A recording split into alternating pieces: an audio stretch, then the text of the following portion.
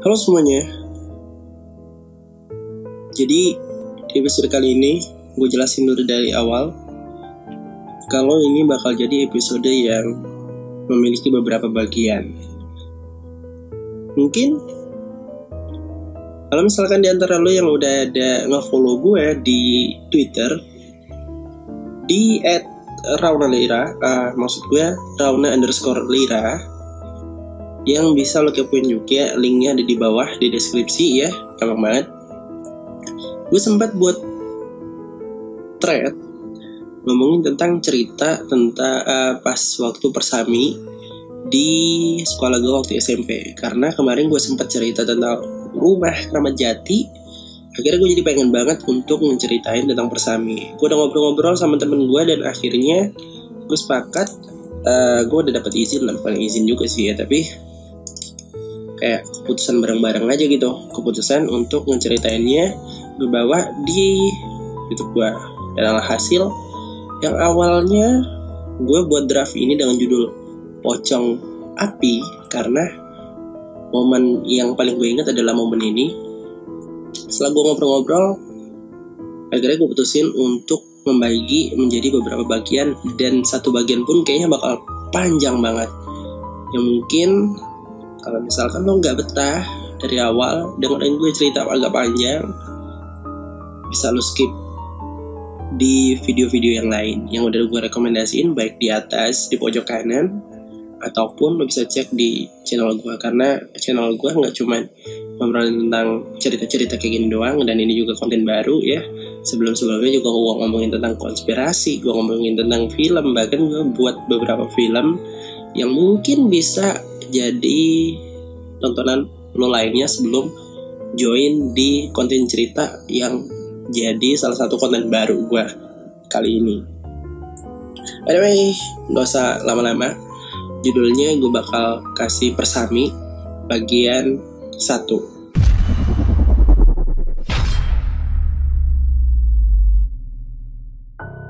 Jadi persami ini gue lakuin pas masih kelas 7 semester 2 di SMP Negeri Kecamatan KJ, Kota JT, pas lagi liburan akhir semester. Di hari terakhir, waktu hari penutupan kegiatan ekstrakurikuler, di sebelum kita libur gitu ya, liburan akhir tahun ajaran, termasuk pramuka, yang mana gue jadi anggota pramuka saat itu. Yang lain-lain juga ngumumin gitu, jadi ada beberapa ekskul gitu yang kumpul buat agenda masing-masing. Nah di pramuka ini ada beberapa pengumuman. Yang pertama, kegiatan pramuka bakal lanjut lagi 1 minggu dari awal semester baru. Jadi di awal semester baru nanti, di kalau nggak salah waktu itu masih sekitaran bulan Juni-Juli ya. Nah jadi pas di Julinya, di semester ganjil, 1 minggu setelahnya baru bakal ada kegiatan pramuka lagi, karena setelah penyesuaian. Yang kedua, kegiatan pramuka di tahun ajaran baru nantinya bakal ada regulasi kepemimpinan, termasuk regu dan pratama atau pemimpin seluruh regu ya, pemimpin satu peleton. Gue juga lupa ini, udah lama banget sih nggak pramuka, terakhir SMA kayaknya, SMP inilah terakhir. Nah yang ketiga, libur selama 2 pekan, dan 3 hari dari hari ini ngumumin agenda liburan. Hari ini jatuhnya hari Sabtu di waktu cerita. 3 hari ke depan berarti Minggu, Senin, Selasa, Rabunya untuk 2 regu terpilih harus masuk aktivitas dan bersiap untuk Kamis sampai Minggunya ikut perkemahan tingkat provinsi DKI Jakarta di Bumi Perkemahan C. Mungkin beberapa termasuk dari awal tadi ya, Kecamatan KJ, terus Kota JT, terus Bumi Perkemahan C. Gue inisialin aja karena ya itu asumsi kalian sendiri aja lah dimana-dimananya ya. Nah langsung balik lagi ke cerita. Regu yang disebutin itu ada 2, regu putra dan putri. Regu putra diwakilin sama regu gua yang waktu itu namanya adalah regu semut. Regu semut ini ya gue sendiri sebagai ketua regu. Ada trio M ya, trio Madura. Namanya Kosim, Ronjul, Hustomi, terus ada Andi, Dondi, Ruslan, Maulana, Kidut, Rifki Gindut. Ya, itu yang paling gue ingat. Ini cerita udah lama banget, jadi nama-namanya gue samarin, tapi karakternya tetap gue samarin. Namanya juga ya gue samarin lah gitu, nggak benar-benar nama aslinya. Sementara regu perempuan ini ada regu Dahlia. Jadi Sarah, yang mungkin kalau lo udah dengerin cerita gue yang di rumah Kramat Jati, dia Sarah juga masuk di dalam regu ini. Terus juga ada Marisa atau dipanggil Ica biasanya. Ada Ipeh alias Latifa, gue kadang ceritain dia di Twitter. Tapi terus juga ada Sri, Diva, Dita, Ernia, Via, Aida, sama Khairunisa alias Anissa, yang juga ada di cerita gue di rumah Kramat Jati. Jadi selesai tuh kan, selesai pengumuman, bubar jalan, bubar. Singkat cerita, liburan 2 hari setelahnya sampai hari Selasa, ini bener-bener kita semua habisin untuk liburan. Jadi bener-bener Minggu, Senin, Selasa kita habisin untuk jalan-jalan, having fun segala macam, karena kita tahu Rabunya kita diminta kumpul abis Isya. Jadi dari pagi hari Rabu kita udah niatin nih kumpul di rumah Rojul untuk siapin beberapa kebutuhan camping nanti yang mungkin masih belum ada. Nah, waktu itu gue datang yang kedua sampai di rumah Rojul. Baru ada Kosim doang nih di rumah Rojul, sama Kosim lah, sama Rojulnya gitu. Jadi kita bertiga ngobrol lah. Kita bertiga ngobrol sambil nungguin teman yang lain. Gak lama tuh kan, seru banget sih juga ya. Yang ngobrolin ini baru camping pertama kita di tingkat provinsi, karena sebelumnya kita paling tingkat antar sekolah aja, atau malah cuma satu sekolahan, campingnya di sekolahan gitu kan. Padahal kalau dipikir-pikir, gue, Kosim, Rojul, Hustomi, ya trio Madura ini termasuk gue tuh cuman ikut-ikutan doang pramuka di ganjil, karena di genap kalau misalkan lo pengen ekskul yang lain boleh, di ganjil doang yang wajib untuk ya ibarat kata pendidikan dasar lah gitu ya, kuliah diksar ya. Udah iseng-iseng ngobrol, nggak nyangka kayak udah siang banget, udah mulai panas gitu kan. Kita ngobrol di depan rumah. Pas kita lagi ngobrol, tiba-tiba dia nyapa, "Wih, udah lama nih, pada mau minum gak? Gue ambil dulu ya di dalam." Gue sama Kosim diem dong, karena yang nyapa kita barusan itu Rojul, yang dari tadi pagi nemenin kita ngobrol sampai siang hari udah panas kayak gini. Kok tiba-tiba dia muncul dari luar loh, padahal ini masih ada harusnya di samping kita. Pas kita lihat ke kanan, gua ke kanan, Kosim ke kiri, intinya ngeliat satu arah gitu, satu arah. Nggak ada Rojul yang dari tadi ngobrol sama kita berdua.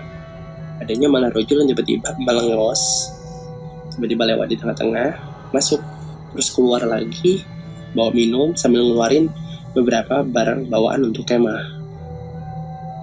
Terus mungkin karena dia juga nggak sadar, gue sama Kosim diem kayak cengok kayak gitu kan. Akhirnya dia negur nih, "Lu pada kenapa sih? Kok diem kayak gini?" Ya, ditanya kok gak jawab. Dah, lu cabut. Ntar kena hukum pembina berabe kita. Itu kata Rojo. Yaudah, gue nanya kan, "Lah, kan kita lagi nungguin yang lain. Yang lain pala peang." Kata Rojo kayak gitu. "Kalian aja yang gak ngecek grup." Grup yang dimaksud di sini adalah itu masih grup Facebook. Kita ngobrol sambil lupa ngecek Facebook. Akhirnya pas gue sama Kosim ngecek, emang ternyata yang lain udah pada ngajakin ketemuan di sekolah. Dan ditambah Rojul bilang, tadi gue juga ketemu anak-anak di depan sekolah papasan. Karena rumah Rojul ini kebetulan dekat pasar yang jalannya searah dengan ke sekolah. Jadi pas dia ke pasar belanja anaknya ini, dia bilang papasan sama anak-anak yang udah OTW ke sekolah duluan. Hari udah siang, sekitar jam 12-an kita bertiga sampai. Kita langsung sholat, susun bareng, ya udah ngobrol-ngobrol sambil ingat-ingat lah ya waktu persami di sekolah. Terus sempat kita pernah persami di Kebun Raya R, yang pas di semester sebelumnya awal-awal banget kita masih ikutan pramuka. Jadi di semester ganjil di awal-awal kelas 7 itu pernah sempat ikut-ikut kegiatan pramuka dan sekaligus ngerasain yang namanya persami. Ya cerita-cerita zaman-zaman kayak dulu tuh kan masih seru-seru banget gitu kan. Cerita-cerita waktu ada yang lihat pocong di atas pohon sekolah yang gantung diri. Jadi ada pernah kejadian waktu itu awal-awal SMP itu kita bersami di Kebun Raya R. Kita lagi jurit malam, tiba-tiba ada yang lihat pocong tapi kayak gantung diri. Sama ngelihat orang gede nggak ada kepala di Kebun Raya itu juga. Malah ada yang pas kita lagi jurit malam tiba-tiba ditemuin dia di atas pohon. Katanya disuruh tunggu di situ sama kakak pembina, padahal nggak ada kakak pembina, bahkan nggak mungkin juga dia harus naik ke atas, tapi dia berdiri di atas pohon, berdiri di dahan pohon kayak gitu, tapi posisi diri bukan duduk atau gimana, karena matanya masih ditutup sama kain, benar-benar kayak lagi ikutan aktivitas persami. Jadi semalam kan ada tuh yang gitu tutupin mata gitu kan ya. Nah singkat cerita, banyak cerita, udah malam semua kumpul di lapangan. Apel malam tuh, apel malam pembukaan kegiatan perkemahan agenda 4 hari. Ialah agenda perkemahan Kamis, Jumat, Sabtu, Minggu yang mau kita lakuin. Sepanjang apel itu aman-aman aja. Awalnya gue kira bakal ada beberapa senior yang bisa diandelin, yang bakal ikut cuman beberapa, tapi ternyata semuanya.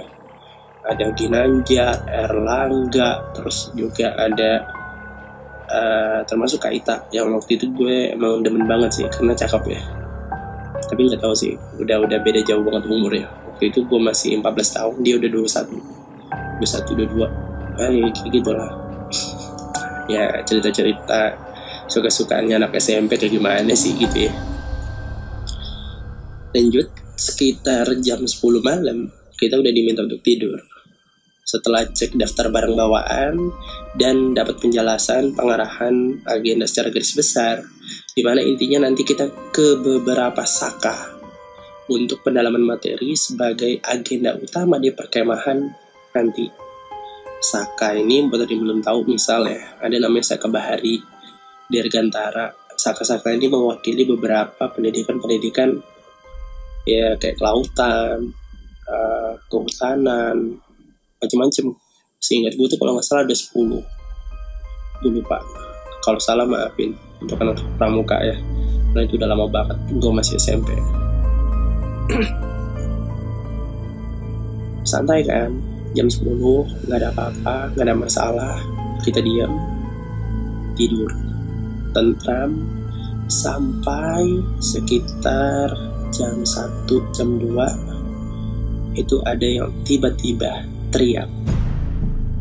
Karena kamar gua nih, kamar grup gua ada di kelas paling ujung sekolah, jadi agak lama untuk sadar sama situasi. Yang akhirnya yang datang sampai duluan itu udah pasti yang lebih dekat dengan sumber suara ya kan, ialah kamarnya para pembina. Ternyata ada namanya Sri yang gue sebutin dari grup perempuan di awal-awal tadi, itu kerasukan. By the way, Sri ini tingginya sekitar 158 cm, jadi 1,5 cm lebih lah. Mungkin kalau untuk anak-anak zaman sekarang sepundak gue gitu. Tapi waktu itu masih SMP sih ya. Dia anaknya ramping, kulitnya agak eksotis kayak gitu, manis lah. Terus sama rambutnya panjang sampai dengkul kalau dia lagi berdiri. Bayangin 1,5 meter, rambutnya itu bisa sampai dengkul dan di rambutnya itu lurus. Jadi kalau malam-malam keluyuran tuh serem banget. Nah, dia ini disamperin sama ada namanya gue lupa, Kak Dea. Dia namanya senior yang paling heboh. Tapi untungnya kali ini hebohnya di tempat yang tepat. Dia ngeliat Sri ini di atas pohon sambil nyisir rambut pakai jarinya sendiri. Jadi kayak orang zaman dulu tau gak sih, lagi nyisir rambut, kepala dimiringin, terus main jari kayak gitu. Lama banget. Tapi si Kak Dea-nya untung teriak, dan teriaknya kedengeran keluar suara. Karena kan banyak yang bilang ada yang kalau ngeliat hal yang aneh yang serem tuh teriak tapi nggak keluar suara. Nah untungnya kalau ini keluar suaranya. Termasuk gue, dari regu gue cuman gue minta Kosim doang buat nemenin gue yang yang harus mau nggak mau yang ngecek juga lah, biar regu gue juga tahu keadaan ada apa nih gitu. Selebihnya teman-teman gue yang tadi gue suruh lanjut tidur aja karena takutnya besok kalau semuanya pada bangun sekarang jadi nggak ada bisa tidur lagi kan bahaya. Nah akhirnya gue sama Kosim keluar dari ruang kelas yang jadi kamar, keluar menuju sumber suara. Sampai di lokasi ternyata udah diturunin oleh Kak Dodi. Kak Dodi ini salah satu senior pembina, bukan senior pembina, tapi ini udah diturunin si Sri-nya dari pohon. Cuman dia ini kerasukan dan yang ngerasukinnya tuh nggak mau keluar, masih nggak keluar. Awalnya gue biarin aja tuh ikut apa kata Kak Dodi kan. Tapi berhubung si Kosim ini udah tahu sama kemampuan gue, dia maksa gue untuk langsung ambil alih atau dia ngasih tahu ke orang-orang kalau gue emang bisa ngadepin yang kayak ginian. Yaudah akhirnya gue langsung aja tuh, daripada berabe kan, gue liatin aja dari jauh sosok yang ada di dalam Sri. Kan gue ngerti dan gue tahu caranya. Sosok yang masuk ini nih namanya Puri. Puri ini gue tahu banget emang sih dia penghuni rumah ini, maksud gue pohon di depan sekolah. Jadi depan gerbang itu ada pohon gede banget. Nah di situ intinya dia cuma ngerasa bakal ada kenapa-napa dengan kami yang ada di sekolah ini dalam waktu dekat. Itu gue tahu karena ketika dia dibaca-baca oleh Kak Dodi, dibacain doa-doa kayak gitu, dia malah teriak, hati-hati, bahaya di sana, hati-hati, bahaya di sana, hati-hati, bahaya di sana. Pokoknya kayak gitu terus sampai akhirnya keluar gitu. Nah singkat cerita, selesai peristiwa malam tadi selesai dan habis sholat subuh, semua anggota itu keluar. Urusan kita anggap udah selesai lah, nggak ada apa-apa. Semua siap-siap, lanjut apel pagi, lanjut sarapan, lanjut beresin barang, lanjut naik minibus untuk siap-siap menuju bumi perkemahan C. Nah, anehnya dari regu gue sih aman, regu cutting gue juga aman, tapi regu perempuan kehilangan salah satu anggotanya, namanya Ernia. Ernia ini anaknya cakep, berisi, proporsional banget. Untuk gua yang anak pindahan dari Palembang ke Jakarta, itu berasa kayak lagi sekolah sama anak SMA di Palembang. Sumpah, beneran. Lu bukan ngajak lu untuk berpikir kotor ya, tapi emang kalau dari body itu anak-anak Palembang tuh seukuran SMA, di sana SMP. Ya mungkin gua rasa karena kurikulum ya.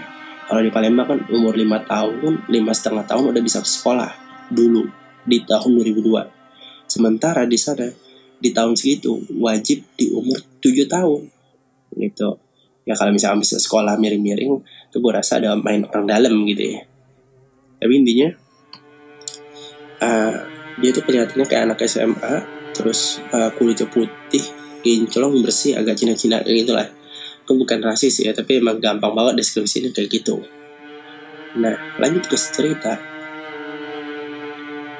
Ini kan satu sekolah gede, tapi nggak gede-gede banget. Kalau di Palembang itu kayak 2/3-nya Kamangiwa ya, 1/4, ya sekitaran situ, 1/4 atau 2/3 Kamangiwa. Jadi nggak gede-gede banget, nggak luas-luas banget. Jadi kita udah telusurin sampai seluk-beluk ruangan pun kita udah cari, dan udah dipastiin dari awal diumumin libur hari Sabtu kemarin, ya kan, itu sampai kita pakai sekolah ini cuma 3 ruang, dari 3 ruang kelas yang dikasih oleh penjaga sekolah dibuka, 1 WC dibuka, yang kanan kirinya sebenarnya itu kamar mandi WC cewek, berhubung lebih bersih kan, jadi kita pakai kamar mandi cewek. Ada 2 pintu sebelah untuk cowok cewek gantian aja, sama musola untuk ibadah yang masih dibuka sampai pagi hari tadi oleh pihak sekolah, dan dikunci pas kita udah siap-siap naik minibus. Berarti kan harusnya udah terkumpul semua, udah terdata. Nah, pada saat apel pagi udah dikunci semua ruangan, ya kan, berarti kita mikirnya walaupun gak ada kemungkinan, tetap kita harus cek, barangkali dia kekunci atau mungkin penjaga sekolah nggak sadar ada ruang yang kebuka. Nah, nih anak masuk ke situ, atau nggak tahu lah, pokoknya gimana cara kita jadi ngecek semua ruangan yang ada di sekolah. Tapi waktu kita mau nyebar sekali lagi untuk cari ke ruangan-ruangan yang dikunci, tiba-tiba Ernia muncul dengan santainya sambil bilang, sorry, gue ketiduran di WC, hehehe, gitu. Gampang banget kan dia ngomong kayak gitu. Terus masuk ke dalam barisan. Ya udah pastilah kena hukum dulu gitu kan. Tapi akhirnya kita berangkat setelah gaduh akibat si Ernia yang agak bego. Emang si anaknya agak nyantai aja gitu, tapi ini nyantai yang tidak tepat gitu ya. Sekitar 3 jam perjalanan kita akhirnya sampai di bumi perkemahan C ini, dan langsung mendirikan tenda regu plus bendera dengan total tendanya ada sekitar 3, ada 4 kalau nggak salah. Itu ada tenda regu cowok, regu cewek, tenda diskusi, 3 Terus di sekeliling tenda kita gali parit untuk menghindari banjir, untuk menghindari hewan-hewan liar. Kita garamin juga ya, padahal sebenarnya sih aman gitu ya, tapi prosedur aja gitu. Terus kita bangun logistik station, dapur lah gitu. Terus bagi tugas sih ini nggak barengan, bagi tugas sesuai keahlian aja. Terus ada yang ngebuat peta berdasarkan ruang yang udah dibuat tadi, ya kan. Jadi dibuat tuh area kita. Terus ngegunain referensi dari peta agenda yang dibagiin ke tiap gugus pas kita masuk sekolah. Itu juga dijadiin referensi untuk ngebuat peta lingkup sekolah, lingkup kota, sama lingkup bumi perkemahan. Karena itu perlu banget, ya kan, tujuannya untuk tahu akses apa aja yang bisa kita kumpulin, terus di mana titik saka sesuai pemetaan, lapangan utama, lapangan kota, sumber air, MCK, tempat ibadah, dan batas yang perlu untuk diketahui boleh atau tidaknya kita jamah. Karena penting banget, namanya juga agenda, dan pramuka harus tahu itu. Itu waktu gue SMP, gak tau kalau sekarang. Kayaknya pramuka udah mulai sepi ya. Tapi kayaknya masih rame-rame aja. Ya mudah-mudahan sih rame aja, karena pramuka itu seru. Lanjut. Ini semua aktivitas yang gue sebutin tadi akhirnya selesai. Dan kegiatan pramuka lanjut seperti biasa. Mulai dari apel di siang hari, apel kegiatan kreatif persaka, terus lanjut kegiatan kreatifnya. Hampir di setiap saka dibagi per pos, kan banyak banget saka yang gue bilang tadi ya. Ini dibagi setengah hari. Karena hari itu mulai dari jam 12 habis apel siang, jadi 12 ke 6. Jadi pembagian itu dalam satu hari ada dari jam 6 ke jam 12 siang, dari jam 12 siang ke jam 6 malam, terus malam dari jam 7 ke jam 9 itu kegiatan kreatif provinsi, 9 ke 10 itu kegiatan kreatif tingkat kota, terus 10 ke 11 kegiatan kreatif gugus sekolah, dan dari 11 sampai subuh itu istirahat. Jadi turun gitu, dari kegiatan kreatif provinsi turun tingkat kota, turun tingkat sekolah, baru istirahat kayak gitu. Begitu aja selama di hari Kamis, di hari pertama hari ini. Sayangnya di hari Jumat ini nggak keulang. Hari itu kita ada pentas seni kayak gitu, dari bisa sampai lanjut jam 10. Harusnya kayak gitu, harusnya di hari Jumat. Tapi waktu di saat ada pentas seni kreatif kota, persiapan untuk mewakili nama kota JT, kota gue, tiba-tiba ada kejadian lagi, kesurupan. Jadi yang kena waktu itu tuh Marisa. Kita ketahuan dia hilang setelah Ragu Perempuan selesai dari Sakabahari, dan saat hitung dia nggak ditemuin. Jadi kayak gini, kan kita kan kegiatan dari siang tuh ya, dari pagi. Enggak, hari Jumat, gue lupa, sorry. Jumat itu abis sholat Jumat, anak-anak Ragu Perempuan dari sekolah gue itu lanjutnya di Sakabahari, ikut gugus yang lain. Otomatis kalau masuknya di siang berarti selesainya di sore, gitu kan ya, kayak yang gue bilang di awal tadi, setengah hari.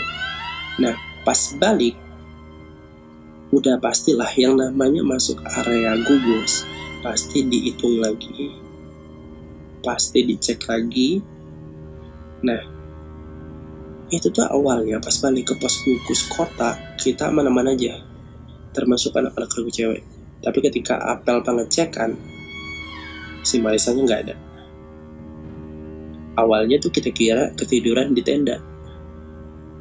Ternyata pas udah kita cari kemana-mana aja, termasuk di tenda, juga nggak ketemu. Nggak tahu kenapa tiba-tiba Ernia ngajakin Dita, teman akrabnya, untuk bisikin ke Kak Dea, Kak Ita, atau Kak Dodi untuk ngecek balik ke Sakabahari. Jadi lo tahu kan, Ernia yang usil bukan main, yang ketiduran di WC itu dia ngingetin untuk coba kita cek lagi ke Sakabahari, kayak gitu. Padahal nggak masuk di akal gitu, karena pas sebelum masuk ke area tenda itu udah ada pengecekan, udah ada absennya, dan dia ada. Tapi nggak tahu tiba-tiba pas lagi apel pengecekan hilang. Walaupun ini dianggap aneh, ya kan, karena Sakabahari ini lumayan jaraknya. Mobil perkemahan C ini luas banget. Tapi walaupun gak ada jaminan dia bakal ditemuin di sana, akhirnya kita putusin beberapa dari sekolah OTW ke sana. Gua ini awalnya nggak mau, tapi nggak tahu kenapa tiba-tiba Ernia manggil gua, Lira, lo harus ikut, kayak gitu, serius gitu. Padahal emang sih ya, kita tuh akrab kalau di sekolah, akrab banget, parah pokoknya akrabnya anak-anak sana lah ya. Tapi setahu gue, kalau di pramuka dia nggak pernah sesantai ini biasanya manggil gue, nggak pernah kayak Lir, ayolah gini gitu. Karena ada tingkat kan, dia termasuk yang lebih baru masuk ke di semester genap. Waktu itu gue udah buat prestasi Hana ini, jadi kayak ada tingkat yang lebih gitu. Jadi dia kayak menghargai aja gitu. Nah hari ini dia benar-benar beda, dan gue rasa dia tuh sebenarnya udah beda. Malah pas dari mau berangkat kemarin di hari Kamis pagi, yang pas dia bangun dari WC, yang katanya dia ketiduran di WC gitu, gue udah ngerasa itu aneh. Udahlah, daripada musingin pikirin di situ, akhirnya kita OTW ke Sakabahari. Lokasinya kalau jalan kaki sekitar 15-20 menit dari pusat lapangan besar. Jam tuh kalau nggak salah sekitar 5:30 sore. Diperbolehkan izin keluar area gugus kota dengan tanda pengenal plus baju lapangan. Yang mana di sini yang dapat izin cuma gue, Ernia, Kak Dodi, sama Kosim. Loh, kenapa Kosim? Mungkin ada di antara lo yang nyimak ceritanya dari tadi benar dan jadi bingung. Kenapa harus Kosim? Karena gue emang minta dia gantiin Kak Dea. Harusnya Kak Dea yang nemenin Kak Dodi. Tapi gue pribadi minta, gue gak mau kalau misalkan bukan Kosim yang ikut. Ya alasannya gue bilang aja, kalau Kak Dea kan gampang banget hebohnya, takutnya ntar kenapa-napa malah jadi ribet. Sementara aslinya Kosim ini menurut gue orang paling logis untuk gue yang gampang banget bertindak yang enggak di soal misteri. Udah tuh, total ada 4 orang kan keluar. Ada gue, Ernia, Kak Dodi, dan Kosim yang langsung jalan ke Sakabahari. Sampai di sana, kita izin pemeriksaan, sekaligus meminta bantuan dari petugas yang kita jumpai di sana. Tepat setelah menjabarkan kepentingan kedatangan kita nih ke Sakabahari, ada namanya Pak Bambang bilang kalau nggak mungkin orang yang kita cari, si Marissa ini, hilangnya di sini. Nggak mungkin banget. Dan bahkan dia sampai bersumpah, nggak mungkin hilangnya di Sakabahari. Kenapa? Karena saat balik itu ada pemeriksaan juga. Tapi setelah sekali lagi kita ceritain di mana si Marissa ini emang masih terdaftar masuk ke camp sore tadi, tapi nggak tahu kemana tiba-tiba hilang. Kita berharap banget waktu datang ke Sakabahari ini bakalan ada titik terang apapun itu, sekecil apapun itu. Pak Bambang ini akhirnya minta cuman Kak Dodi masuk ke dalam sebuah ruangan, ngobrol berdua dulu sekitar 5 menitan di dalam. Kita nunggu cuman diem aja. Tiba-tiba Ernia nyeletuk, "Dir, lo di sini yang paling akrab sama hantu, nggak nanyain ke mereka aja?" Gue sama Kosim diem dong, karena yang tahu emang cuma Kosim doang tentang kemampuan gue. Terus dia nyambung lagi, "Udah, gue udah tahu kok dari pas Ri kemarin kemasukan di sekolah. Lo mau bukti? Gue gak bohong. Nih, gue punya." Terus dia nunjukin video gue lagi tatap-tatapan sama Sri yang lagi dirasukin oleh Puri waktu di sekolah Rabu kemarin. Gue tahu kok tatapan kayak gitu gak mungkin gak ada maksud. Si Ernia negur lagi. Terus gue bilang, gue bukan gak mau, cuma kalau gitu gue bakal bisa ngerusak masa depan yang sepersekian detik. Kita gak tahu apa yang seharusnya terjadi kalau gue cari dia dengan cara yang di luar kehendak alam. Terus dia balik lagi, masa tadi nih ya, gue dengar suara air, terus suara minta tolong. Ya, kalau ilusi sih untung-untungan. Tapi kalau bisikan mereka kayak gimana? Ernia nyambungin lagi kan omongannya, tapi kali ini gue cuma bisa diem. Sampai akhirnya Kak Dodi keluar dari ruangan pas banget di saat azan maghrib. Nah, Kak Dodi ini nyeritain ulang apa yang udah disampaikan dari Pak Bambang, tapi langsung ke poin-poinnya aja. Kalau pernah ada kejadian serupa di beberapa belas tahun lalu, seorang anggota regu perempuan juga, dan dia ditemukan keikat di semak-semak danau oleh perbuatan orang halus sambil nyanyi lagu anak-anak. Tapi nggak mungkin, kata Pak Bambang, karena udah nggak ada lagi tanaman rawa di danau, khususnya di tempat kejadian itu. Dan di danau tadi cuma nyoba pakai alat diving aja, gak sampai nyelam ke tengah danau kayak dulu. Akhirnya tanpa mikir panjang, Kak Dodi ini langsung ngajak kita semua gitu ke danau sambil benar-benar mastiin apa ada atau enggak Marisa di sana. Karena kayak gini, ya itu kan namanya harapannya. Kita lagi nyari orang hilang, jadi apapun tetap diusahain. Nah, pas sampai di sana, kita udah coba untuk cari, untuk nyisir daerah di sekeliling danau yang dipakai oleh Seka Bahari hari ini. Tapi ya, gue jadi malah kepikiran secara nggak sadar, karena hari makin gelap, maghrib, malah ngikutin hasutan dari Ernia tadi. Siapapun halus yang gue lihat di sana, akhirnya gue tanyain. Alhasil pada nunjukin di salah satu sisi danau seberang, di danaunya udah luas banget, lebar banget. Nah, di ujung dari posisi tempat kita nyari, itu semua hantu pada nunjuk ke sana. Sampai akhirnya kita datengin arah itu. Gue bilang, pokoknya gue giring seluruh orang, nggak lagi pakai alasan, langsung ayo kita ke sana. Dan akhirnya kita nemuin ada gorong-gorong di sana. Kita nemuin Marisa di dalam gorong-gorong yang muat untuk numpuk karung 20 liter tuh sekitar 6 tingkat. Jadi lumayan gede. Tapi di bawah tanah gorong-gorongnya. Dan kita nemuin Marisa itu sambil posisi dia tuh tiduran natap ke atas gorong-gorong. Jadi kalau misalkan lo ngeliat got, ada besi pembatasnya, ada kayak tralis kayak gitu. Nah, Marisa ini tiduran di dalam got itu. Bedanya gotnya gede, tiduran tapi natapnya ke atas.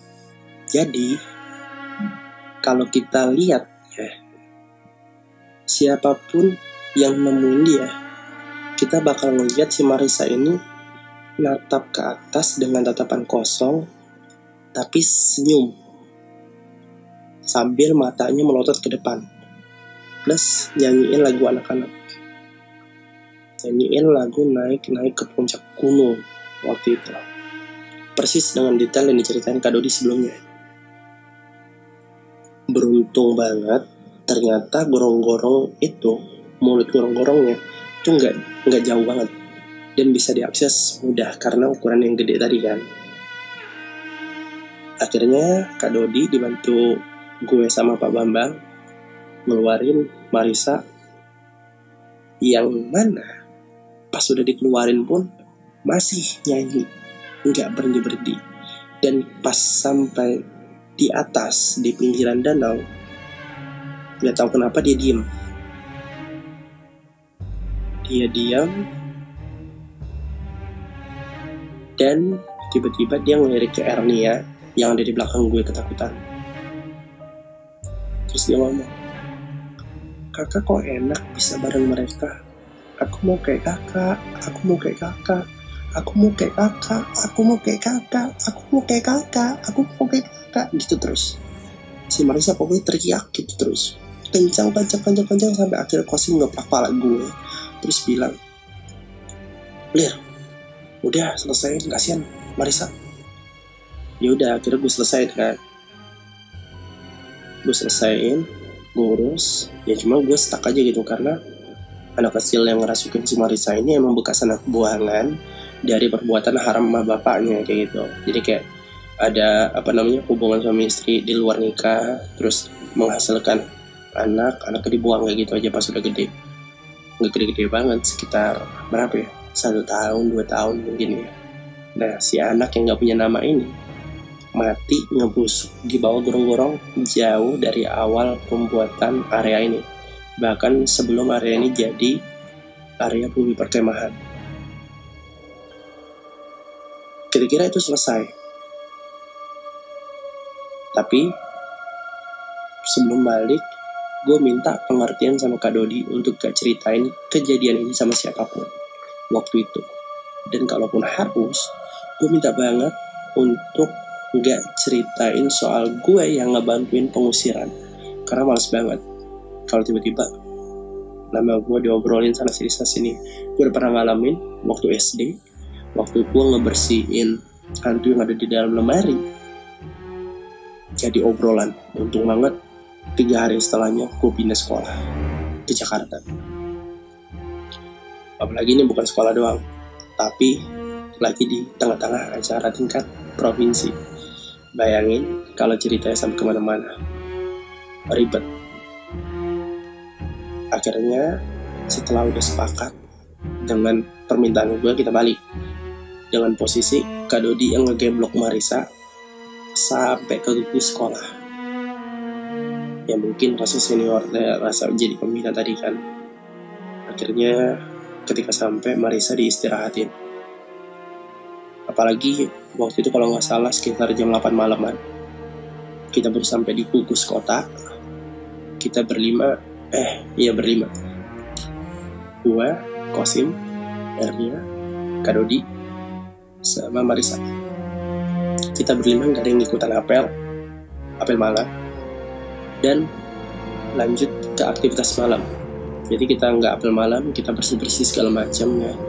Dikasih waktu apel malam, dikasih keringanan untuk ikutan, tapi tetap lanjut di aktivitas berikutnya, aktivitas malam kreatif tingkat kota. Karena kan itu acara provinsi ya, tapi kan ada area kota. Kayak yang gue bilang di peta, itu ada area kota, ada area provinsi, area kota, area sekolah. Nah di area kota itu ada aktivitas jam 9 ke jam 10.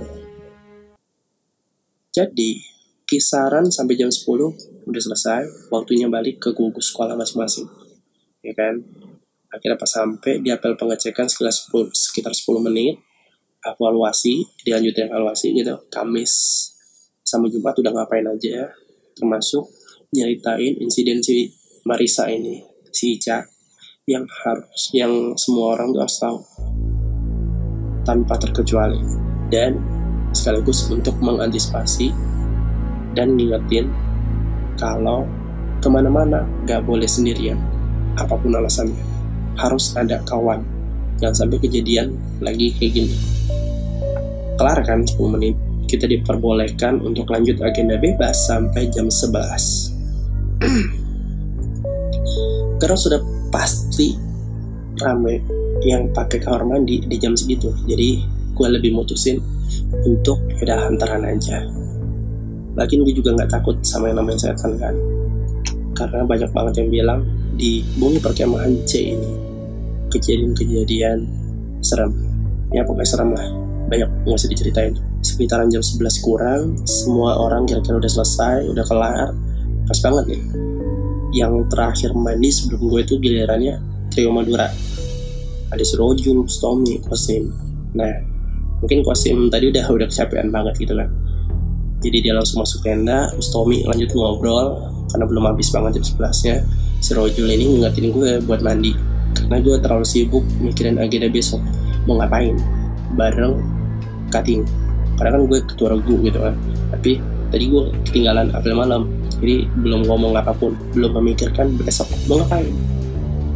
Ditambah gue telat tadi jam 8 malaman gitu, jadi kayaknya harus banget gue mikirin di jam 10 itu gitu, manfaatin waktu yang ada. Akhirnya ditutup oleh Kak Ita, ya kan. Ya udah, rapat kali ini kayaknya selesai, cukup dulu malam ini, silakan istirahat. Itu kata Kak Ita. Yang ngambil alih peleton, yang ngambil alih gugus waktu Kak Dodi nggak ada sore tadi. Yalah kan kita kan lagi cari ini kan, lagi cari Ica. Habis itu udah kita bubar. Gue minta Kosim sebagai wakil regu dipanggil lagi untuk segera minta anggota lainnya istirahat, karena besok di hari Sabtu ternyata bakal banyak banget agenda yang lebih berat dari hari Kamis dan Jumat kemarin. Plus ngingetin karena udah pasti bakal ada agenda jurit malam walaupun gak diumumin dan gak ada dalam agenda yang terdaftar. Karena jurit malam udah pasti selalu dilakuin di malam terakhir saat camping. Nah, jadi akhirnya Kosim cabut tuh ke rombongan, ya kan. Gue cabut, ngambil anduk, pakaian ganti, dan perlengkapan mandi. Pas gue keluar tenda dan jalan menuju kamar mandi, lo pada masih ingat kan nama-nama anggota regu perempuan yang gue sebutin di awal tadi? Salah satu namanya adalah Dita. Ingat, kalau Kak Ita itu pembina gue, Ita. Kalau yang ini namanya Dita. Dita ini anaknya latahan. Latah banget, sumpah. Disenggol dikit kita suruh terbang. Dari terbang. Nah kayak gitu. Latah banget anaknya. Kadang juga ya jadi hiburan gitu kan. Mungkin ya lo bakal berpikir kalau dia bakal marah atau gak enak atau segala macam. Tapi dia sendiri yang emang dari awal masuk sekolah udah kenalin, gue Dita, gue anaknya latahan. Tapi santai aja, gak masalah kalau mau bercandain gue. Asal dia tahu aja kalau gue lagi capek jangan dimainin gitu. Jadi ya sampai sekarang pun mindset kita bakal kayak gitu sama dia. Termasuk gue. Nah balik lagi ya ke gue yang mau ke kamar mandi. Si Dita negur, "Lir, lo mau mandi ya? Ikut dong." Kaget lah gue kan. Dia ini soalnya mirip-mirip tipis sama Sri. Bedanya cuma di tinggi. Dia ini sekitar 168an lah, sekitar itu. Tapi gak sampai lah kalau 170, karena masih di bawah gue. Gue tingginya 174, 175. Terus gue tanya balik kan, "Satu kamar mandi sama gue ya?" Boleh Gue bilang gitu kan. Dia malah manyun, "Dih, maunya." Enggak lah, cuma ya kan kamar mandi cowok sama cewek beda. Ya terus gue tanya balik. Terus dia bilang, "Ya gue minta temenin mandi aja, udah malam." Ngeri tau dengerin cerita Ica yang tadi diceritain. Gue jadi parno sampai sekarang. Gitu kata dia. Ya terus kan gue inget kalau si Dita ini kan deket banget sama Ernia. Gue tanya balik, "Lah, Nia mana?" Dia malah muka heran gitu. "Nia? Iya, Ernia. Kan lo sama dia udah kayak perangko sama amplop, gak bisa lepas." Ngaco lu. Dia malah nyanggah sambil muka kesel kayak gitu. Sewot lah. Terus dia lanjutin lagi, "Nia kan gak ada. Dia tuh siang tadi mimisan pas kita lagi di Sakabahari dan minta dianterin ke tenda darurat untuk istirahat. Dari tenda darurat dikabarin, gue dengar dilanjutin ke rumah sakit. Tapi kabar terbaru pas tadi sore sebelum kita kegiatan agenda kota yang pas lagi apel malam yang gue tuh nggak ada di sana, besok dia balik lagi kok gabung sama kita, tapi pagi." Gue diem dong, mikir celingak-celinguk sana sini, karena siapa yang nemenin gue, Kosim, Kak Dodi untuk cari Marisa. Celingak-celinguk sana sini, akhirnya tahu-tahu si Dita narik tangan gue sambil ngajak jalan aja gitu, sambil jelasin buat nungguin dia di depan pintu. Ya alhasil gue berakhir senderan di depan pintu, bukan depan, di samping pintu yang kalau lu buka yang lihat Dita mandi lah kayak gitu. Pokoknya gue di depannya. Kedengeran tuh kan, dia selalu nanyain gue, "Lira, lu di situ kan?" Terus ya kerjaan gue cuma jawab iya. Tapi jedanya 5 detik. Jadi dia nanya, "Lira, lu di situ kan?" "Iya." 1, 2, 3, 4, 5. "Lira, lu di situ kan?" "Iya." Udah kayak gitu aja terus. Sampai akhirnya ada sosok anak kecil yang di danau tadi itu ngampirin gue, yang masuk ke Ica. Nanya, "Kak, ngapain di sini?" Gue bilang kan, kalau gue lagi nemenin Dita, temen gue, sambil nunjuk ada orang di kamar mandi. "Cewek, Kak." Gue sewot dong. Ini hantu masih kecil, bisa aja. Terus dia malah balas, "Bisa lah, Kak. Tadi tuh ya, waktu aku masuk ke badan teman kakak yang sore tadi, aku jadi tahu sama pemikiran orang-orang seumuran kakak. Kebanyakan kalau lagi di situasi kayak gini, kita pasti mikirannya yang jorok-jorok ya kan. Ya, gue cuma ketawa aja gitu. Tiba-tiba pas gue lagi ketawa, malah disiram dong oleh Dita sambil teriak, "Dita, lo masih di situ kan?" Saya lewat lah, gue gedor, gitu.